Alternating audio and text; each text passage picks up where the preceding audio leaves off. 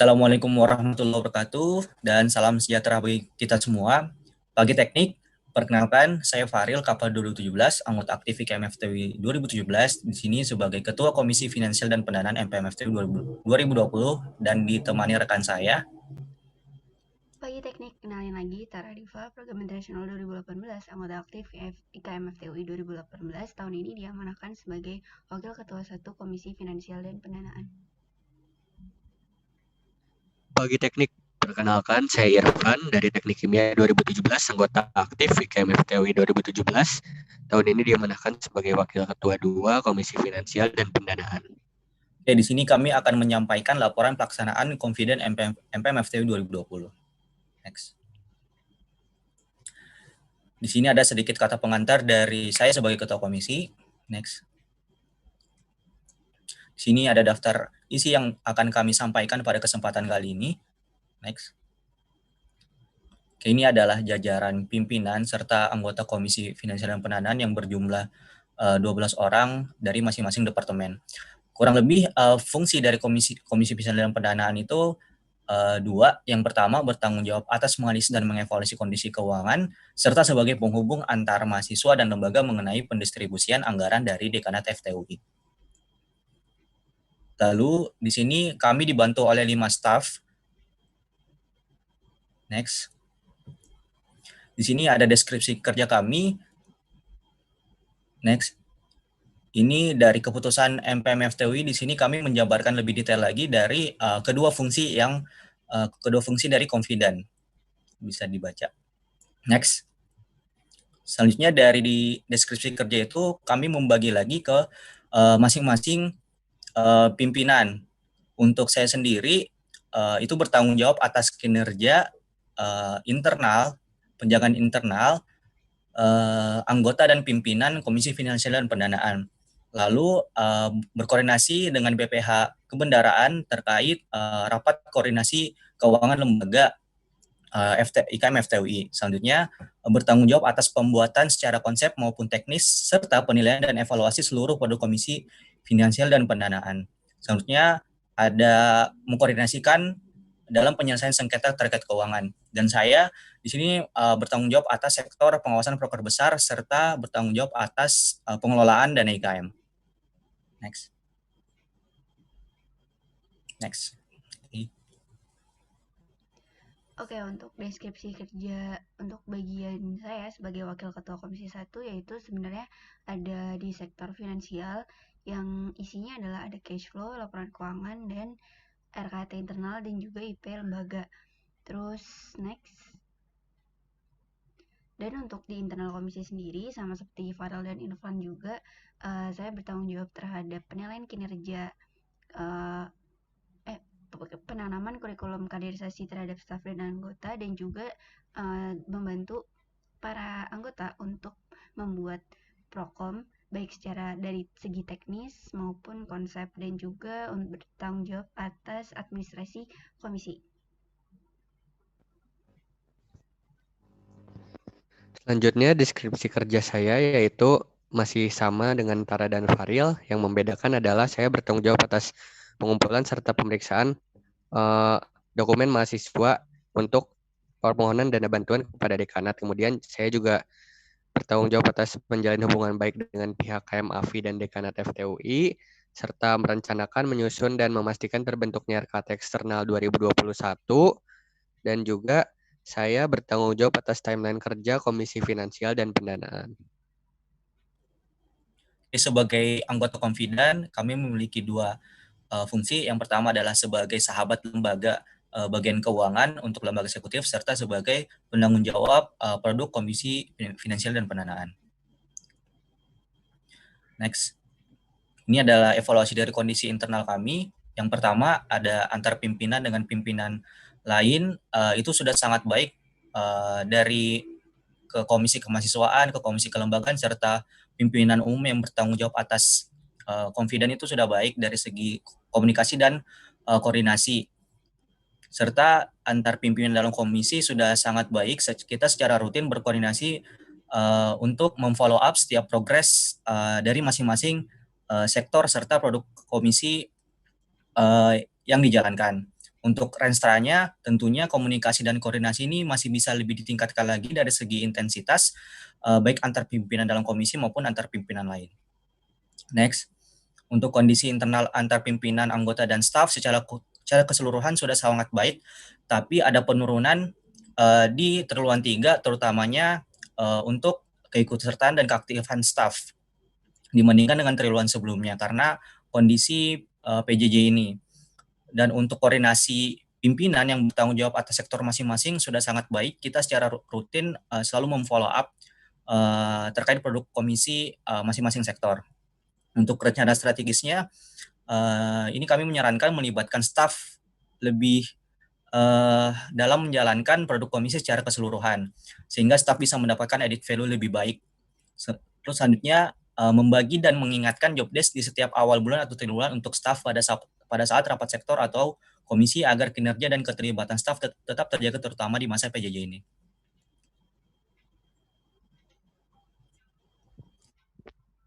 Selanjutnya adalah evaluasi dari hubungan eksternal Confident tahun ini.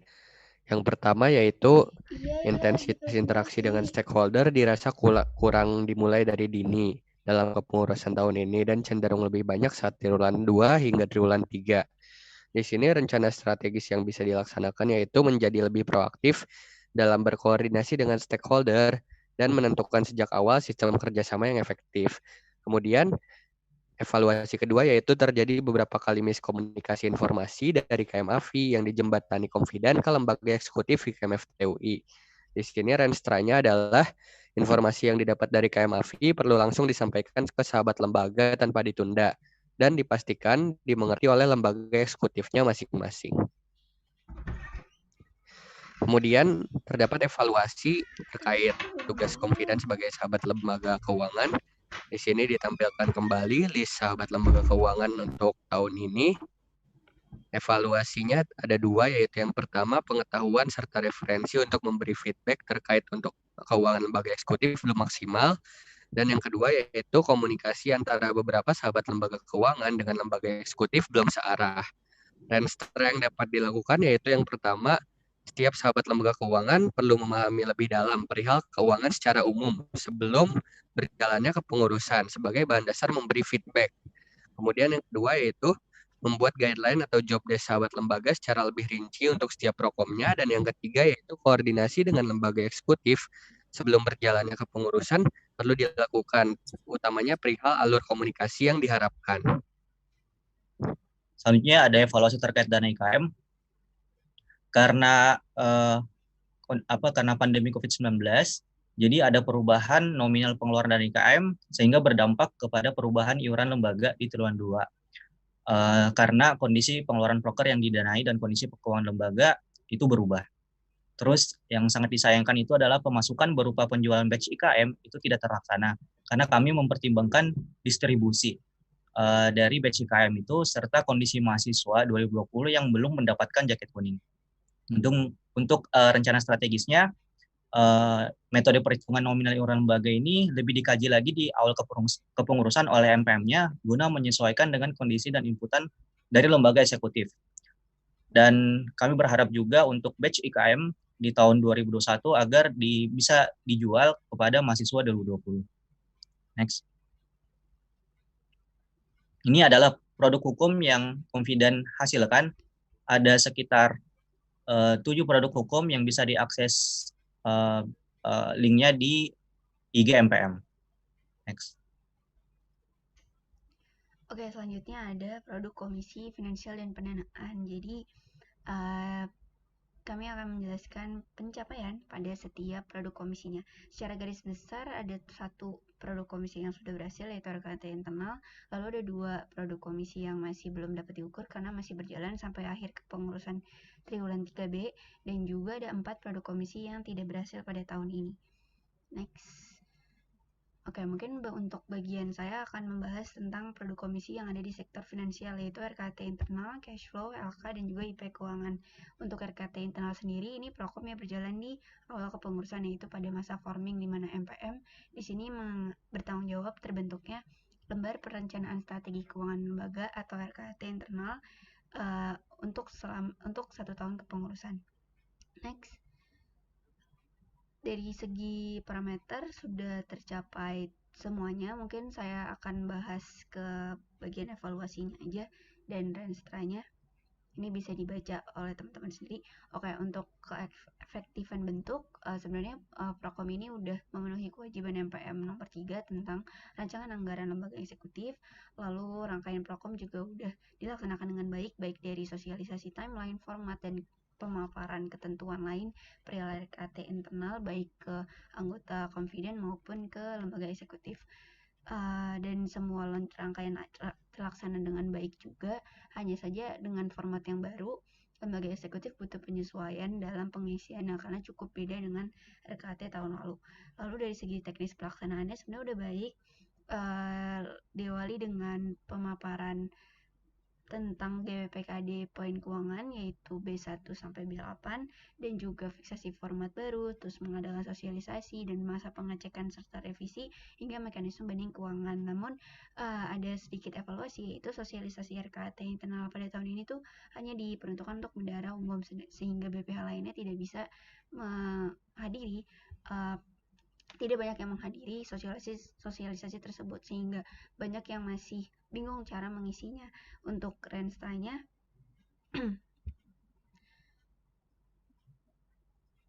Oke, untuk saya sebenarnya ada 3 secara garis besar, yaitu mekanisme dan deadline pengumpulan RKT internal ini lebih diintegrasikan dengan pengumpulan Lampersus. Lebih baik H+1 setelah pengumpulan Lampersus. Lalu pencerdasan RKT internal ini digabungkan ke pencerdasan komunal sehingga seluruh BPH ini bisa mengikuti dan bisa langsung belajar cara pengisiannya. Tidak hanya mengandalkan bendahara umumnya gitu. Terus yang terakhir adalah controlling terhadap kesepakatan banding keuangan untuk setiap lembaga yang memilikinya karena di tahun ini controllingnya cukup rendah jadi nggak ke track nih progresnya seperti apa. Next.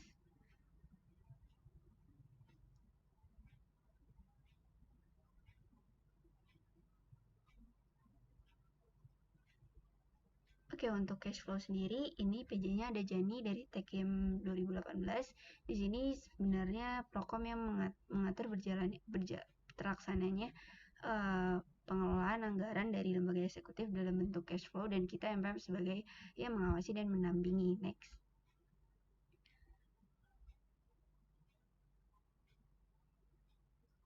Oke, untuk Prokom ini salah satu Prokom yang tidak berhasil dilihat dari parameternya.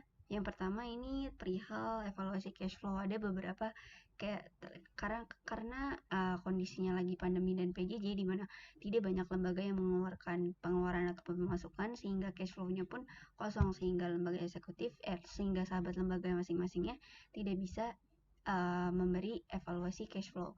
Lalu yang kedua ada lembaga eksekutif masih ada yang tidak sesuai dengan deadline mengumpulkan cash flow-nya.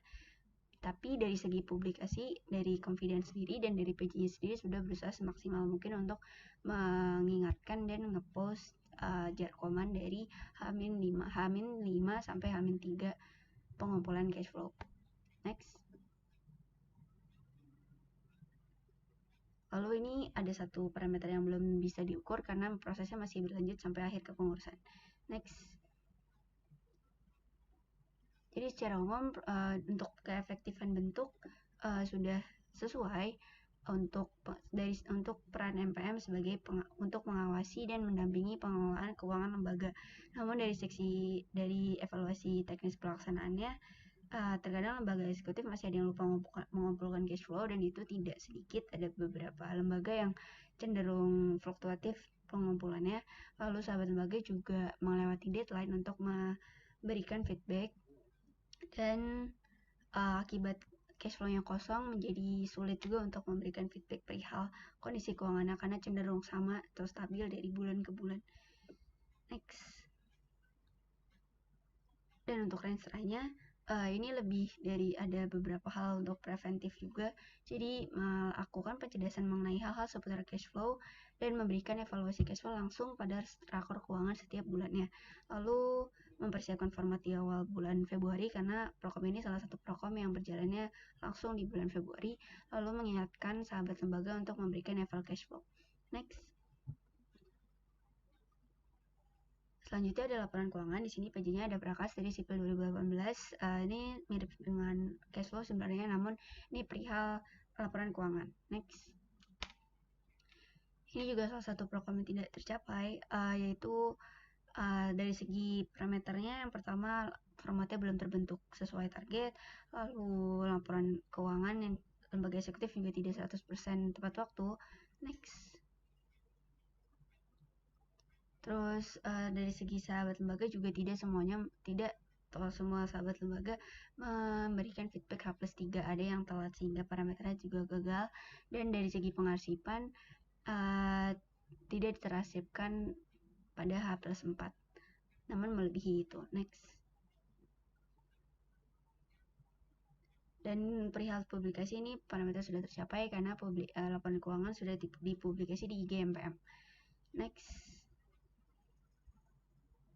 Oke, dari segi bentuk juga sudah sesuai dengan fungsi dan kewajiban MPM FTUI perihal laporan keuangan ini.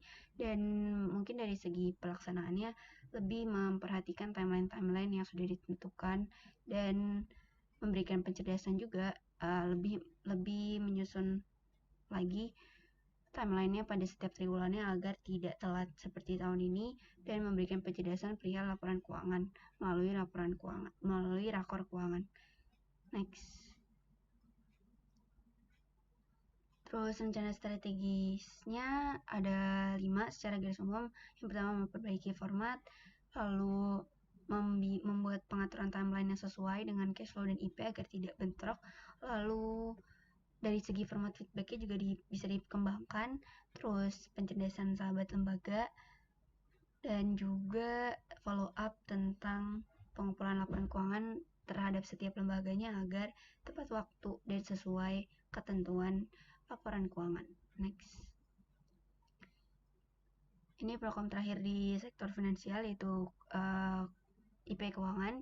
Sebenarnya ini salah satu program yang terdampak oleh PJJ. Next. Oke, dari segi parameter, yang pertama matriks belum terbentuk di pada bulan Februari. Yang kedua, ini masih berjalan karena program ini masih berjalan sampai triwulan 3B. Next. Dan untuk parameter 3 ini salah satu yang terdampak dari PJJ yang sebelum saya bilang, karena publikasi hanya dilaksanakan pada triwulan 1 dan triwulan 2 dan 3 hanya disampaikan ke lembaga terkait. Lalu untuk parameter 4 dan 5 tidak dicapai karena sahabat lembaga hanya mengisi pada saat akhir triwulan dan tidak dicicil pada setiap bulannya. Next. Oke, dari segi evaluasi sebenarnya udah tepat, namun perihal timeline, balik lagi sama seperti sebelumnya, perihal timeline-nya harus ditata ulang juga, dan koordinasi terhadap komisi kelembagaan juga tahun ini terdapat miskom. Next. Jadi rencananya lebih baik menyusun timeline bulanan agar tidak kemis, dan proses pengisiannya dan pengecekannya pun lebih tertata, lalu menyamakan pengetahuan dasar keuangan ke seluruh sahabat lembaga, sehingga pada saat pembelian evaluasi dan rekomendasi IP keuangan ini bisa merata atau pengetahuannya sama. Lalu menjaga komunikasi dengan setiap sahabat lembaga terkait proses pengisiannya, dan juga mengadakan koordinasi dengan komisi kelembagaan terutama PJ penilaiannya minimal 2 kali per triwulan, bisa di akhir dan juga di awal. Next. Oke, selanjutnya pengawasan produk komisi pengawasan broker besar. Di sini ada 3 PJ-nya, yaitu dari Ria, Lili, dan Nevagi. Secara garis besar itu si produk komisi ini melakukan pengawasan dalam perencanaan dan realisasi keuangan program kerja untuk menjaga stabilitas keuangannya, terkait untuk lebih khususnya lagi broker yang di dalam kategorikan broker besar. Next. Di sini untuk parameternya ketercapaian itu 1 dari 4, merupakan salah satu produk komisi yang tidak berhasil. Untuk parameter pertama itu mengadakan pertemuan antara anggota komisi penilaian dan pendanaan dengan bendahara broker terkait minimal 1 kali per broker. Di sini tidak tercapai, tapi sudah tercapai 90%. Ada 2 broker yang tidak diadakan pertemuan. Nah, pertemuan ini berupa pencerdasan format dan alur pengawasan produk broker besar. Terus parameter kedua juga tidak tercapai. Ini sama juga 90%, dan dua proker kerja tidak tercerdaskan terkait pengawasan proker besar ini. Next. Selanjutnya di sini ada minimal 60% program kerja mendapatkan feedback. Ini tercapai sebesar 65%. Jadi feedback yang kita berikan itu berupa pemberian evaluasi format administrasi, RAB, cash flow, dan laporan keuangan. Terus parameter terakhir yaitu 100% program kerja terkait mengumpulkan RAB dan laporan keuangan. Tidak tercapai 64,23%. Jadi RAB itu sudah terkumpulkan 90%, sedangkan laporan keuangan banyak yang tidak mengumpulkan karena ini dampak dari pandemi COVID-19. Jadi ada beberapa proker yang masuk proker besar itu tidak jelas gimana pelaksanaannya, serta ada yang ditunda dan ada yang tidak jadi dilaksanakan untuk di tahun ini. Next. Secara garis besar evaluasinya itu, jadi dari bentuk produk komisi pengawasan proker ini masih belum efektif karena fungsi pengawasan proker masih belum terlaksana dengan baik, hanya sebatas administrasi. Dan perlu dikaji juga terkait hubungan dengan BEM, harus diperjelas sejak awal sehingga terdapat overlapping pada pelaksanaannya dan menjadi kurang efektif. Jadi BEM juga punya fungsi khusus terkait ini, jadi diharapkan untuk di tahun depan si PPB ini akan lebih proaktif lagi untuk koordinasinya serta komunikasi terlebih dahulu dengan kebendaraan BEM. Untuk teknik pelaksanaannya ini, untuk administrasinya ini sudah cukup baik, namun masih kurang terstruktur dan kurang terstandarisasi dalam hal pelaksanaannya, serta kurangnya reminder dari PJ-PJ pengawasan proker besar. Next. Untuk Renstra yang kami tawarkan, yang pertama adalah mendiskusikan lagi dan mempertimbangkan lagi proker-proker apa saja yang benar-benar butuh untuk diawasi. Ini kita sarankan untuk dikaji lagi dan mendiskusikannya bersama bendum-bendum lembaga terkait. Terus selanjutnya meningkatkan kembali controlling dari PJ pengawasan proker besar. Lalu lebih melibatkan bendahara lembaga dalam mengawasi pengawasan proker lembaga tersebut.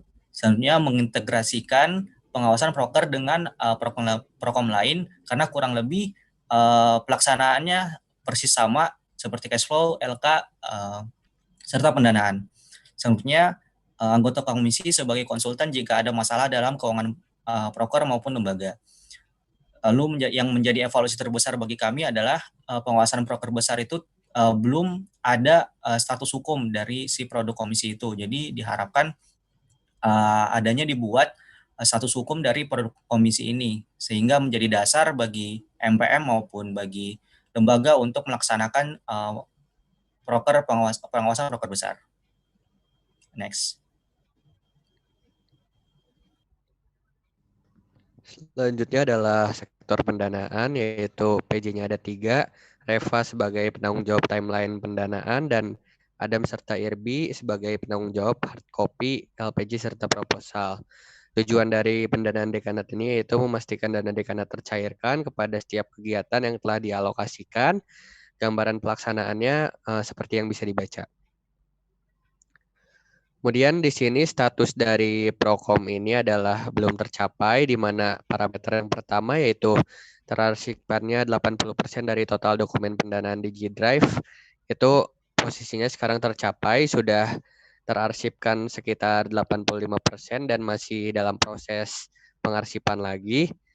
Kemudian evaluasinya yaitu terdapat beberapa softfile yang tidak dikirimkan ke email sesuai prosedur sehingga pengarsipan terkendala. Kemudian yang kedua yaitu sebanyak 75% dari total kegiatan yang diajukan di RKT eksternal 2020 tercairkan. Ini statusnya belum dapat diukur karena sejauh ini masih terdapat kegiatan yang masih diproses dalam pencairannya. Sejauh ini dari 107 kegiatan yang ada di RKT eksternal, totalnya yaitu ada 54 kegiatan yang dalam ada 20 sekitar 20 yang sudah tercairkan dan 34 yang dalam proses pencairan. Kemudian di sini evaluasinya adalah terdapat beberapa kegiatan yang bermasalah dalam pengajuannya dan masa PJJ ini terdapat kendala akomodasi rumah ke FT dan komunikasi ke KMAFI. Kemudian parameter ketiga yaitu terbentuknya RKT eksternal 2021 pada akhir pengurusan. Di sini juga belum tercapai karena masih dalam proses. Rangkaiannya sekarang sudah menyelesaikan screening yang kedua yang dijadwalkan minggu kedua dan ketiga Desember dan sedang akan melaksanakan rapat kerja eksternal bersama KMAFI yang dijadwalkan pada Januari 2021. Evaluasinya yaitu masih banyak lembaga yang tidak melaksanakan prosedur pengajuan RKT eksternal dengan benar dan kondisi salam yang kurang kondusif karena jadwalnya terlalu padat dalam pengecekan RKT eksternal ini. Kemudian rencana strategisnya yaitu yang pertama semua sahabat lembaga mengerti dan mengurus pendanaan dengan komprehensif. Sedikit berbeda dengan tahun ini di mana agak terfokus pada pendanaan saja yang mengurus pendanaannya. Kemudian yang kedua yaitu mencerdaskan alur pendanaan kepada lembaga-lembaga dan diteruskan ke warga juga agar pewadahan dana dekanat berbasis RKT dan non-RKT dapat dimengerti. Kemudian yang ketiga yaitu membuat portal dan batasan pengajuan non-RKT. Kemudian yang keempat, lembaga dapat datang ke FT sendiri untuk mengajukan proposal dan LPJ.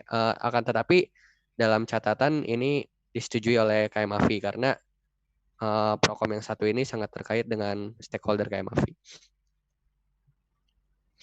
Kemudian evaluasinya sendiri dari sisi bentuk sudah cukup efektif dan sudah memenuhi peran dan tanggung jawab yang dilimpahkan oleh pihak KMAFI ke MPM terkait pendanaan dekanat dan sudah dibagi menjadi 3 subprokom untuk memperjelas pembagian tugas yaitu timeline, soft copy, dan hard copy. Secara teknis pelaksanaan di sini hambatannya datang dari pandemi COVID-19 yang membatasi aksesibilitas lembaga atau pihak pengaju, anggota pendanaan, dan juga dari sisi KMAFI-nya. Serta pengecekan berkas baik proposal dan LPJ masih kurang berstandar dikarenakan tidak semua anggota Confident memiliki akses direct pada email yang digunakan dalam LPJ dan proposal ini yaitu LPJ eksternal sehingga pengecekan seringkali tidak dilakukan secara langsung dan tidak bisa diberikan feedback-nya secara langsung oleh Salam. Oke, selanjutnya ada perjanjian untung rugi. Ini suatu produk komisi yang baru akibat dari perubahan Tapmuker 9. Jadi kurang lebih tujuannya itu memastikan terbentuknya perjanjian pengelolaan keuangan untuk seluruh program kerja proyek lembaga. Next. Untuk ketercapaiannya masih belum dapat diukur. Ada beberapa parameter. Ini parameter 1 sampai 3 itu tercapai. Next. Dan ada parameter yang kelima itu tidak tercapai yang minimal satu anggota MPM hadir pada setiap penandatangan surat perjanjian untung rugi. Jadi karena ini suatu produk komisi yang baru, jadi kami pun sebagai Confident masih meraba-raba gimana pelaksanaan dari perjanjian untung rugi ini. Jadi tidak semua penandatangan surat itu ditandatangani atau dihadiri oleh minimal satu anggota MPM. Next.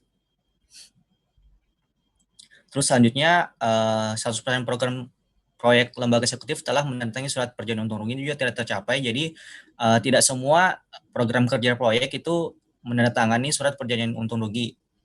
Terus ada 100% surat perjanjian untung rugi yang telah ditandatangani terasipkan di Google Drive Confident itu belum tercapai karena masih ada beberapa perjanjian untung rugi yang sudah ditandatangani tapi belum terarsipkan. Next. Oke, selanjutnya melakukan pengkajian evaluasi mekanisme perjanjian untung rugi di akhir kepengurusan itu belum tercapai. Ini evaluasi mekanisme perjanjian untung rugi ini masih dilaksanakan dan akan disampaikan ke kepengurusan MPMF TWI 2021 karena ini produk komisi baru juga di tahun ini. Kami perlu mengevaluasi lebih dikaji lagi dari bentuk dan pelaksanaan dari produk komisi ini. Next.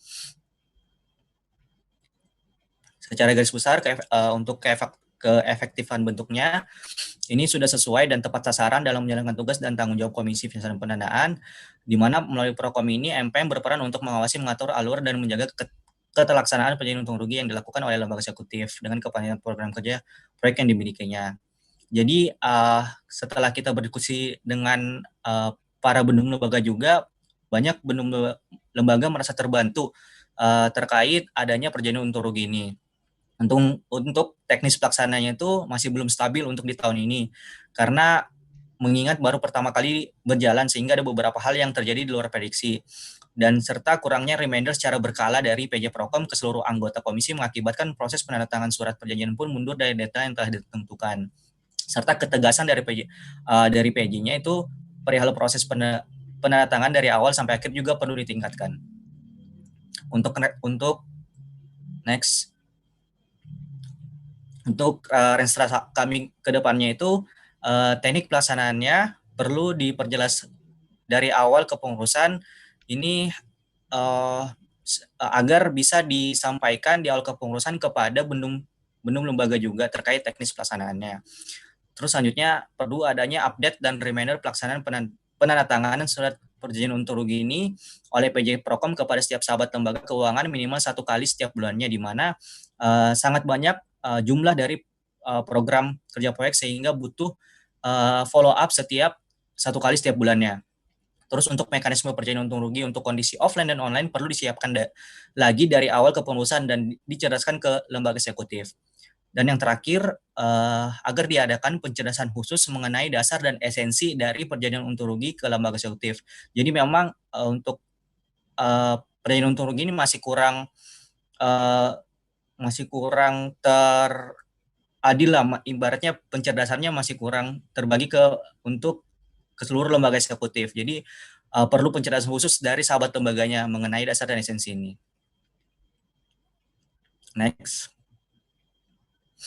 Jadi untuk penutup, kesimpulannya ada 1 dari 7 produk komisi sudah berhasil dan ada 2 produk komisi yang belum dapat diukur karena masih berjalan.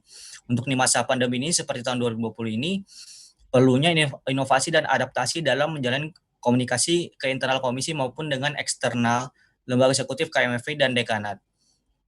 Untuk renstra kami di awal kepengurusan perencanaan produk komisi sudah dibuat 2 plan, yaitu jika menghadapi PJJ dan non-PJJ agar pelaksanaan produk komisi tetap bisa maksimal dan mencapai tujuannya, serta mengadakan pertemuan dengan KMAFI dan atau dekanat perihal kesepakatan alur komunikasi di tengah masa PJJ ini agar lebih selaras.